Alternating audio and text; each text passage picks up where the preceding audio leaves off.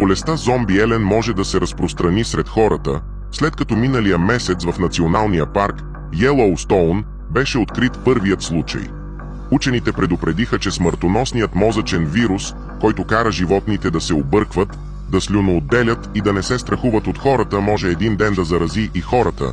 Тревогата беше повишена, след като през ноември в националния парк Йелоустоун труп на Елен даде положителен резултат за хронична болест на изтощение. Болест, предавана чрез приони, която в крайна сметка може да причини фатални неврологични симптоми при елени и сродни видове.